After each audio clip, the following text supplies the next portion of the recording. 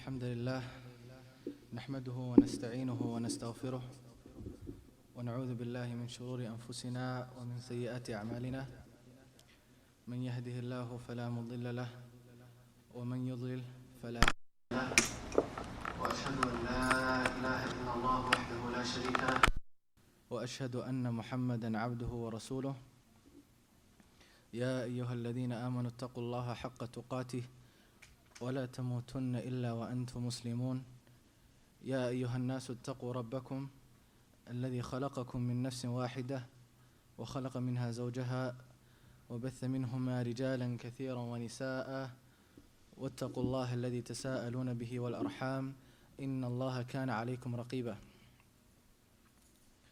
يا أيها الذين آمنوا اتقوا الله وقولوا قولا سديدا يصلح لكم أعمالكم ويغفر لكم ذنوبكم ومن يطع الله ورسوله فقد فاز فوزا عظيما. Indeed, all praise is due to Allah subhanahu wa ta'ala alone. We seek His aid, His guidance, and His assistance. Whomsoever He guides, then none can misguide him. Misguides, then none can guide him. And I bear witness and testify that there is no deity worthy of worship and truth but Allah subhanahu wa ta'ala, and that Muhammad sallallahu alayhi wa sallam. Allah subhanahu wa ta'ala says, O you who believe, fear Allah as He should be feared and do not die except as Muslims. O mankind, be dutiful to your Lord who created you from one soul, and from that soul created his spouse, and from them many men and women. And be dutiful to your Lord through whom you demand your mutual rights, and do not cut the ties of kinship. Surely Allah subhanahu wa ta'ala is ever and all watcher over you. O you who believe, be dutiful to your Lord and always speak the truth. He will guide you to righteous actions and He will forgive your sin. And whomsoever obeys Allah and His Messenger has indeed achieved a great achievement. Allah subhanahu wa ta'ala says, يا أيها الذين آمنوا كتب عليكم الصيام كما كتب على الذين من قبلكم لعلكم تتقون. O you who believe, fasting has been prescribed upon you, just as it has been described upon those before you, so that you may attain piety. Allah subhanahu wa ta'ala has obligated the fasting of this coming month upon us and upon those of this nation, so that we may attain piety. The Prophet sallallahu alaihi wasallam also says in the hadith, which has been reported by Ibn Umar, he says Islam has been built upon 5 things, and from amongst them he mentioned the fasting of Ramadan. And the obligation of fasting upon those who fit the requirements is the consensus of the Muslims.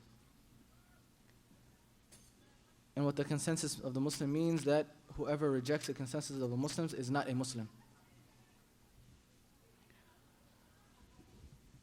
And as Imam al-Dhahabi also says, he says, even the one who purposely does not fast during the month of Ramadan,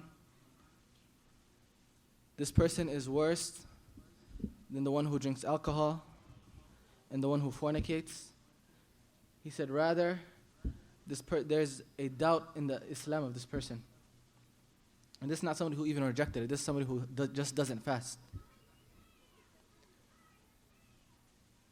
And rewinding back to the verse, Allah subhanahu wa ta'ala said, I have prescribed fasting upon you just as I have prescribed it upon those before you. And notice it did not say Ramadan. Ramadan is one of the things which is special to the ummah, the nation of Muhammad sallallahu alayhi wa sallam. But Nuh alayhi salam used to fast 3 days from every month. That is what Allah subhanahu wa ta'ala legislated for him. And Musa alayhi salam fasted 40 days before he went to go meet with his Lord. As Allah subhanahu wa ta'ala says, وَوَعَدْنَا مُوسَى 30 لَيْلَةً وَأَتُمْنَاهَا بِعَشْرٍ فَتَمَّ مِيقَاتُ رَبِّهِ 40 لَيْلَةً.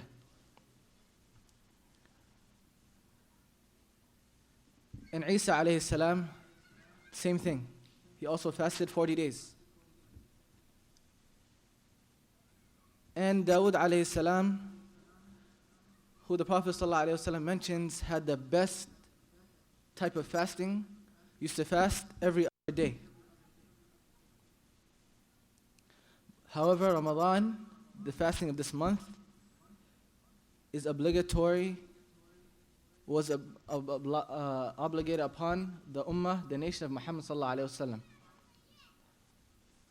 And even in the beginning of Islam, it was not obligatory. The Muslims had a choice. If they wanted, they paid the fidya, and if they wanted, they fasted. But then this matter was abrogated, and the fasting became obligatory upon all Muslims who fit the requirements. And there's many things that make this month of Ramadan special. For amongst them is that it includes the greatest night of the year, the night known as Laylatul Qadr, the night where Allah subhanahu wa ta'ala says is better than 1,000 months of worship. And the Prophet sallallahu alaihi wasallam, the reason or the wisdom behind Laylatul Qadr, the Prophet sallallahu alaihi wasallam mentions in a hadith which has been reported by Ibn Abi Hatim. The Prophet sallallahu alaihi wasallam, he was speaking of a man from Bani Israel who fought in the way of Allah subhanahu wa ta'ala for 1,000 months. So when he looked at his companions, he seen that they were saddened by this. Why? Because who amongst the Ummah of Muhammad even lives that long? As the Prophet ﷺ said in the hadith, the majority of my Ummah will die between 60 and 70. Right? In 1,000 months is the equivalent of about 83 years. So from the hikmah of Allah subhanahu wa ta'ala, He revealed this ayah, and this brought happiness to the companions of the Prophet sallallahu alaihi wasallam and to all the Muslims. And some of the scholars, they also mention another reason for, or another wisdom behind Allah subhanahu wa ta'ala giving us this day, this one night out of the year, which is equivalent to about 1,000 months, which was equivalent to 1,000 months, is that the nations before us also used to live a lot longer than us. The nations before us, some used to live 200 years, 300 years, 400 years. And the further back you go, the longer they lived. Some used to live over 1,000 years. So this is from the hikmah, and it is a gift from Allah subhanahu wa ta'ala that He blessed us with this one night where we can make up for the shortness or the short lifespan that we may have compared to those before us. Another thing that makes this month special is the fact that your deeds are multiplied.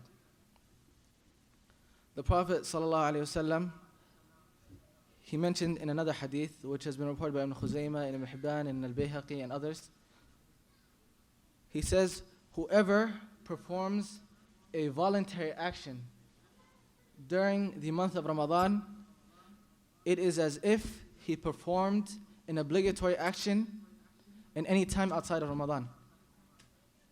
And you know that the most beloved of actions to Allah subhanahu wa ta'ala is that which He has obligated upon you. You praying Salatul Maghrib is more beloved to Allah subhanahu wa ta'ala than the sunnah that you may pray before it or after it. And the Prophet ﷺ, he continues and he said, whoever performs an obligatory action from this month, during this month, it is as if he has performed it 70 times any time outside of Ramadan. So it's multiplied by 70. So this month is also a time to catch up on your deeds. A lot of us, we may have times during the year where we slack, where we don't pray our sunan, where we don't do a lot of things which Allah subhanahu wa ta'ala has made obligatory upon us, and those things which are voluntary. This is a time to catch up. Another virtue of this blessed month, and it's actually connected to that before it, as the Prophet ﷺ says in the hadith, which has been reported by also Bukhari and Muslim, he says, all of the actions of the son of Adam are for him. Except for fasting, it is for me, and I reward accordingly. We have been informed of how many times your deeds are multiplied. When you perform a good deed, you know that it may be multiplied 10 times, or maybe even up to 700 times. But as the Prophet ﷺ mentioned in this hadith, which is a hadith Qudsi, that Allah subhanahu wa ta'ala rewards accordingly. Why? Because when somebody is fasting, first and foremost, nobody knows. You're walking in the street, nobody knows if you're fasting. If you stop somewhere to pray, people can see you. Most actions that you perform, somebody can see you. But one of the reasons Allah subhanahu wa ta'ala multiplies and rewards accordingly, and this reward may exceed 700 times, is the fact that this action is strictly between you and Allah subhanahu wa ta'ala. Another thing about this month is the fact that the dua is answered. You have anything you want to ask Allah subhanahu wa ta'ala, the best time to do it is when you are fasting. Especially in those last minutes before the adhan for Maghrib is called.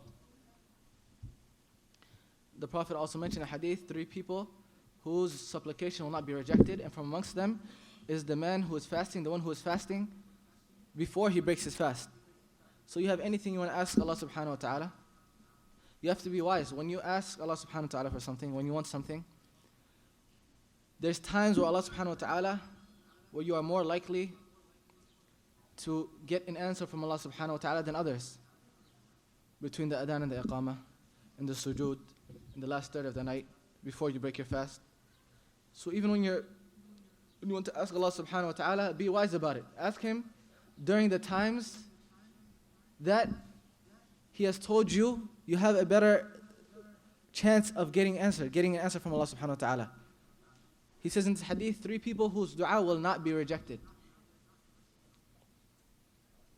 You have a guarantee from Allah subhanahu wa ta'ala that your dua will not be rejected.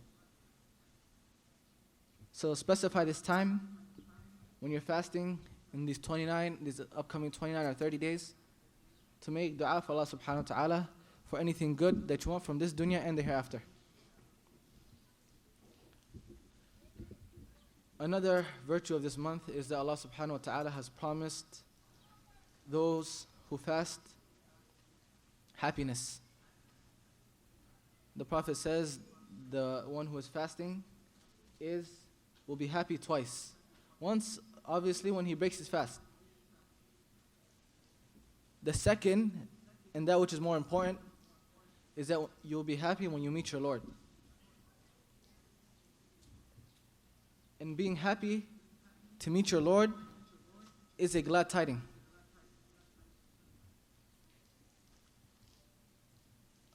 Another thing which makes this month special is the fact that Allah subhanahu wa ta'ala, He has given you an opportunity to enter from one of the specific doors of Jannah. This gate known as Ar-Rayyan. Ar-Rayyan means quenched, the opposite of thirsty.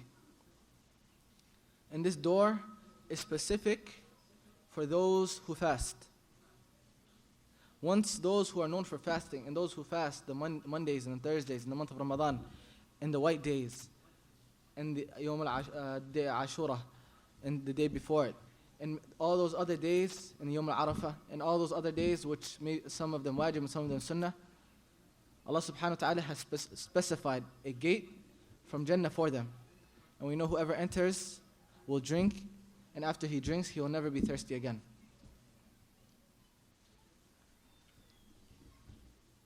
Another thing which makes this month special is that doing or performing good deeds become easier. During this month, the gates of Jannah are open, and the gates of hellfire are closed, and the shayateen are locked up. But there is a misinterpretation that some people have.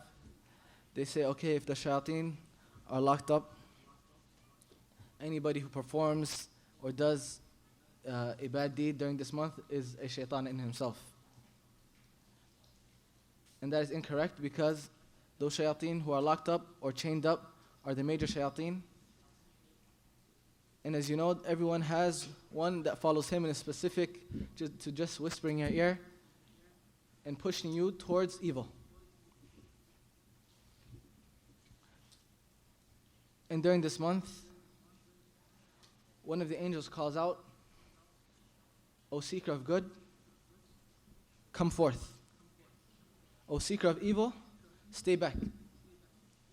This is a month specific for those who are looking to change themselves. Those who are looking to establish a connection with Allah subhanahu wa ta'ala. Those who are ready for this. Those who are looking for energy, a spiritual rejuvenation to carry them the next 11 months. But this is not a month for those who are waiting to do evil and who want to continue in their ways and are not ready to stop and make this month specific for worship of Allah subhanahu wa ta'ala. This is a month where the sins are forgiven. As the Prophet ﷺ, he said, "Man qama Ramadan imanan wa ihtisaban ghufira lahu ma taqaddama min dhanbihi." He says, whoever stands the month of Ramadan in a state of iman and seeking reward from Allah subhanahu wa ta'ala, seeking reward from Allah subhanahu wa ta'ala, his sins will be forgiven. Okay, the state of iman is clear, but what does it mean to seek reward from Allah subhanahu wa ta'ala? It means that you are doing business with Allah subhanahu wa ta'ala. Everything that you do, you are hoping to be rewarded by Allah subhanahu wa ta'ala. Even the little things. Somebody asks you, can you pass me water? You automatically think, no, not only am I passing him this water, I'm passing him this water with the intention of being rewarded by Allah subhanahu wa ta'ala. A lot of simple things that we do, a lot of good things that you may do it, but you might do it with just a normal intention. And you know, as the Prophet ﷺ, he says, إِنَّمَا الْأَعْمَالُ بِالنِّيَّاتِ. So an act which is not necessarily an act of worship can become one. Some things that certain people do. Some people, they like going to the gym. They like playing sports. Okay, if you're playing sports with the intention of building your body, with the intention of getting stronger, with the intention of using the strength to get closer to Allah subhanahu wa ta'ala, it's not difficult to make this intention. Make this intention, and you can go to a gym, work out, play ball, whatever. And at the same time, be rewarded by Allah subhanahu wa ta'ala. So you are happy, and Allah subhanahu wa ta'ala is happy with you. And this is the meaning of tijara with Allah subhanahu wa ta'ala. As Allah subhanahu wa ta'ala said, يَا الَّذِينَ آمَنُوا هَلْ أَدُلُّكُمْ عَلَى تِجَارَةٍ تُنْجِيكُمْ مِنْ عَذَابٍ أَلِيمٍ. This is the meaning of tijara with Allah subhanahu wa ta'ala. Everything that you do, you are hoping for the reward from Allah subhanahu wa ta'ala. This month is the month of the Quran. This coming month is the month of Quran. And when this month came, the Sahaba and the Salaf and those after them, their whole lives would change. First of all, why? Because they've been waiting so long for this month. they've been begging Allah subhanahu wa ta'ala to allow them to reach this month for 6 months. So they're anticipating and waiting from the good and the blessings of this month, and they are ready to take advantage of it. So you have to spend these last days before Ramadan getting yourself prepared. There's no switch that you can just turn on and automatically become super pious during this month. You have to prepare yourself. During this month, a lot of the companions used to stop everything else they were doing. They would complete the Quran many times, the recitation of the Quran many times during this month. Uthman ibn Affan radiallahu anhu, he used to complete the Quran every single day during this month. Imam Malik, who was one of the great scholars of Medina and one of the scholars of the 4 schools of fiqh, he used to stop everything else he was doing. He used to close all the other books of knowledge. He used to stop giving fatwa, legislative rulings during this month, and just spent this month reading the book of Allah subhanahu wa ta'ala. Imam al-Shafi'i used to complete the recitation of the Quran during this month, they say 60 times, twice per day.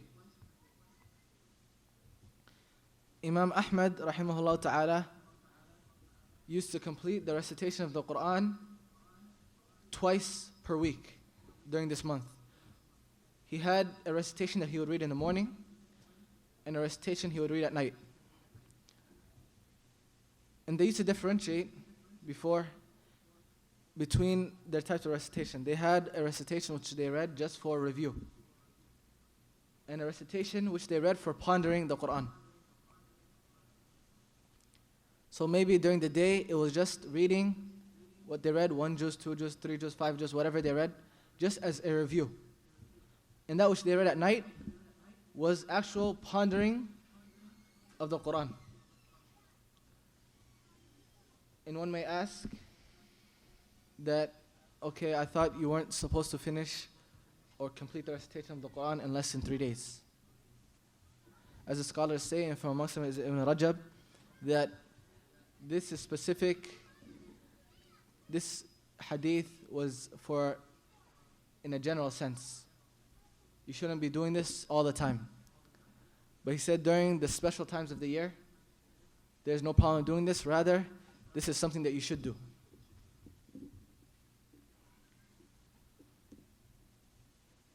Another thing that the Sahaba and the companions spent this month doing was praying to Allah subhanahu wa ta'ala. As I mentioned in the hadith, the Prophet ﷺ said, "Man qama Ramadan imana wa ihtisaba." Whoever stands this month in a state of iman, in a state of seeking reward from Allah subhanahu wa ta'ala. They awake their families during the night. Umar ibn Khattab, from the greatest of companions, the second Khalifa, he would awake his family in the middle of the night and recite the ayah, وَأْمُرْ أَهْلَكَ بِالصَّلَاةِ وَاصْطَبِرْ عَلَيْهَا. He would recite the ayah where Allah subhanahu wa ta'ala commands us to command our families to pray.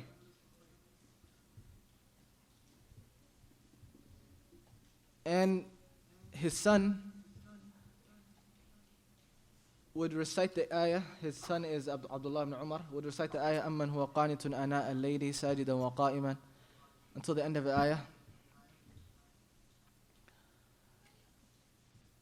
He would recite this ayah, this verse, which is translated to mean, as for those who stand the nights seeking the rewards of Allah subhanahu wa ta'ala and fearing His punishment. And he would say, this is Uthman radiallahu anhu. He said Uthman radiallahu anhu, he would stand the nights to the point where sometimes he would complete the recitation of the Quran in 1 rak'ah. In 1 unit of prayer, he would sometimes complete the recitation of the whole Quran.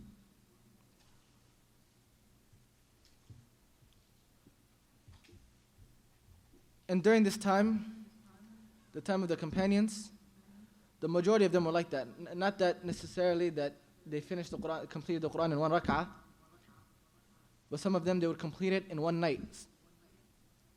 Some of them they would complete the Quran in prayer every 3 nights. There was a man who was 130 years of age who would complete the recitation of the Quran every 7 nights in prayer.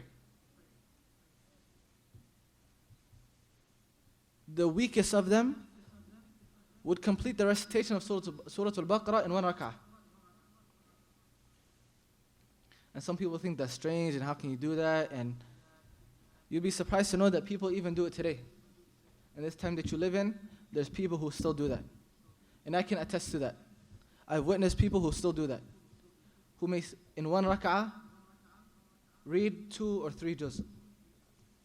And it's not an issue of, that was then, this is now, this is 2012. No, there's still people who do that right now in 2012. Wherever they may be in the world.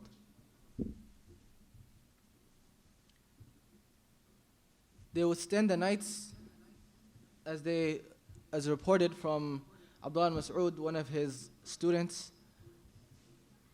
He mentioned that Abdullah Mas'ud, he would stand these nights until there was a few minutes left from the adhan of Fajr. And he would use this time to eat suhoor and get ready for the Fajr prayer.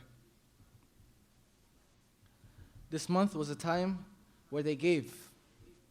The Prophet ﷺ, we know, was from the most generous of men, from the most generous of people, and he was the most generous during this month.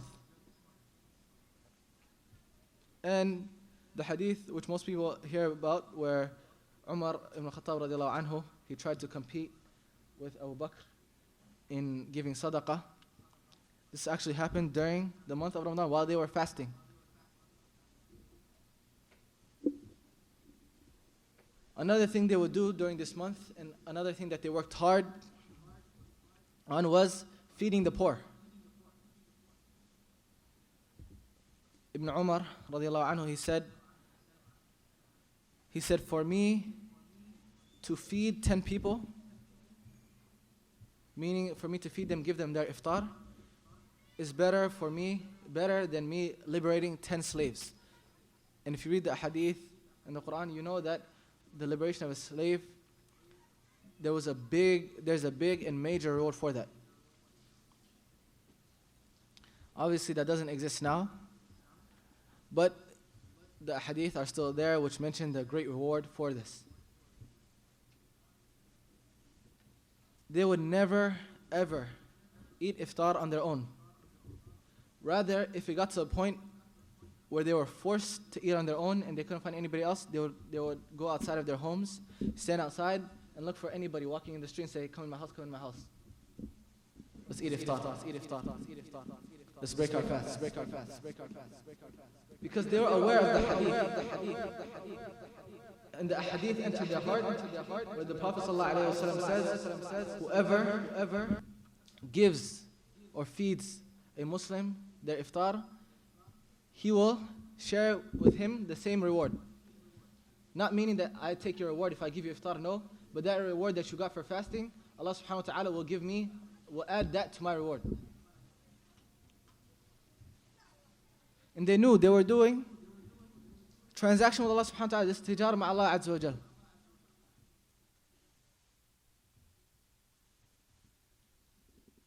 They would also work hard on those things which should be implemented outside of Ramadan anyway. What happens is, for a lot of people, especially the majority of the youth, or a lot of people who don't work, don't have to go to school in the morning, what they do during the month of Ramadan is they stay up all night, they pray Taraweeh, and then they stay up all night. And a lot of times what happens is they end up wasting their time during the night, and they stay up till suhoor, they eat suhoor, they pray Fajr, and then they go to sleep, and they wake up Asr time.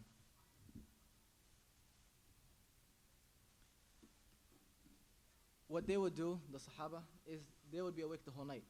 But then even after Fajr, even though they had other responsibilities, they remembered the hadith of the Prophet ﷺ, where he spoke about those whoever prays Fajr in the masjid and stays in the masjid until the sun rises and he is remembering Allah subhanahu wa ta'ala, he will get the reward of a Hajj or an Umrah. And in some narrations, he will get the reward of like he performed Hajj with me. So even though they were tired, they were exhausted, they had stayed up the whole night worshiping Allah subhanahu wa ta'ala, they did not forget and did not leave these things off. If somebody wants to sleep, even if they wanted to sleep, even if they needed to sleep, they would wait till the sun rose and then sleep. Not forgetting the reward of Allah subhanahu wa ta'ala. They use this month to maximize their reward with Allah subhanahu wa ta'ala. Also, another thing which is specific to the last 10 days is they would make i'tikaf in the masajid, which is also a great act of worship during this month, and it is the sunnah of the Prophet ﷺ. And he performed this, and his wives after him, and the Sahaba, and those after them, and until now people still perform i'tikaf. But they did not waste it like the majority of us do. When we perform i'tikaf, spend it talking and playing, and it's like a camp where you get to see your friends and talk about what's going on in the news and what's going on in life. I'tikaf is for establishing the connection with Allah subhanahu wa ta'ala. They used to even cut off a certain portion of the masjid, and everybody would have their own little corner, so they didn't have to see anybody while they were inside the masjid. They would make little tents in the masajid so that they can go and worship Allah subhanahu wa ta'ala on their own while still being inside the masjid. Another great act of worship for those who have the ability to do so, is making Umrah during the month of Ramadan, performing Umrah during the month of Ramadan. If you ever plan to make Umrah, you should save it for the month of Ramadan. Why? Because first and foremost, you don't know if you're going to get another chance to perform it. So if you know you only have one shot, then you should use it accordingly. And as the Prophet ﷺ, he mentioned, performing Umrah during the month of Ramadan is equivalent to performing Hajj. Also, and as I mentioned in the beginning, they used to wait and anticipate the night known as Laylatul Qadr. While performing i'tikaf, what they would do is not only were they waiting for this night and worshiping Allah subhanahu wa ta'ala, rather they were so keen on meeting Allah subhanahu wa ta'ala and getting close to Him during this night and perfecting their actions on this night, that they would make sure that they were in the highest, in the best state of purification. They would make sure they took showers, even if they didn't need to, and put on perfume and cologne. So they worship Allah subhanahu wa ta'ala and they are in the highest and best state of purification. Why? Because when you worship Allah subhanahu wa ta'ala, you are going to meet with Him. So they wanted to meet Allah subhanahu wa ta'ala in this best state, in the best state possible. Also, they spent this month remembering Allah subhanahu wa ta'ala, making dhikr of Allah subhanahu wa ta'ala. As the Prophet sallallahu alaihi wasallam, he mentions in the hadith, he says, I do not know of an action that is more likely to save a slave or give salvation to a slave from the hellfire than remembering Allah subhanahu wa ta'ala. Subhanallah, alhamdulillah, la ilaha illallah, Allahu Akbar. Simple, a few words, only takes you a few seconds. There's no restriction on it, no limitations. You can say it as many times as you want. They are heavy on the scale of Allah subhanahu wa ta'ala, and they are loved by Allah subhanahu wa ta'ala, and they are light on the tongue. And these small quotes, the small remembrance, the short remembrance of Allah subhanahu wa ta'ala is the most likely thing to save you from His punishment. With all that we mentioned, with everything that we mentioned, from them reading the Quran and standing worshiping Allah subhanahu wa ta'ala and feeding the poor and giving sadaqah and worshipping and crying until some of them would faint from pondering an ayah and reciting it, and they would begin to tear up until some of them would faint from their fear of Allah subhanahu wa ta'ala. and some of them whose fear of Allah subhanahu wa ta'ala actually reached the point where they would urinate blood. This is the level of fear that some of them reached of Allah subhanahu wa ta'ala. With all of this, they tried their best to hide their actions. They tried to the utmost of their ability to make sure their actions stayed specific between them and Allah subhanahu wa ta'ala, and nobody knew of it. For some of them, it would get to a point that they would begin to cry. Some of them, while giving a talk, reminding the people of Allah subhanahu wa ta'ala, they may be overcome by emotion. And they would turn around and pretend as if they had a cough. They wouldn't stand in front of the people and begin to cry and continue to weep in this. And there's also a hadith, a weak hadith, where it says if you can't cry, then force yourself to cry. And forcing yourself to cry is not from the sunnah of the Prophet ﷺ. If one is overcome by emotion, that's one thing, but you shouldn't force yourself. And even if you do, you should try to hide it, so that no showing off or anything else may enter your heart, and you lose all the sincerity, and rather this goes from being something which may raise your ranks and become something which may throw you in the lowest levels of Jahannam. Wal-'iyadhu billah. There was a man whose name was Dawood ibn Abi Hind, who fasted for 40 years without his wife knowing about it. How did he do this? He would go out to work in the morning, and his wife would give him some food or pack him a lunch. And while he was on his way to work, he would give it in sadaqah to one of the poor people. And then he would come home and eat when the time came for it, like a normal person. And for 40 years, nobody knew that he was fasting. This action was specific between him and Allah subhanahu wa ta'ala. And as the scholar, one of the Salaf he mentioned, he says an action will be specific between you and Allah subhanahu wa ta'ala. And then what will happen is some people will see you, and then it's no longer specific between you and Allah subhanahu wa ta'ala. So it's not a secret between you and Allah subhanahu wa ta'ala. So then it's possible that riyā or showing off enters your heart, and then from there it's a domino effect, and it gets worse and worse until you may lose all of your good deeds.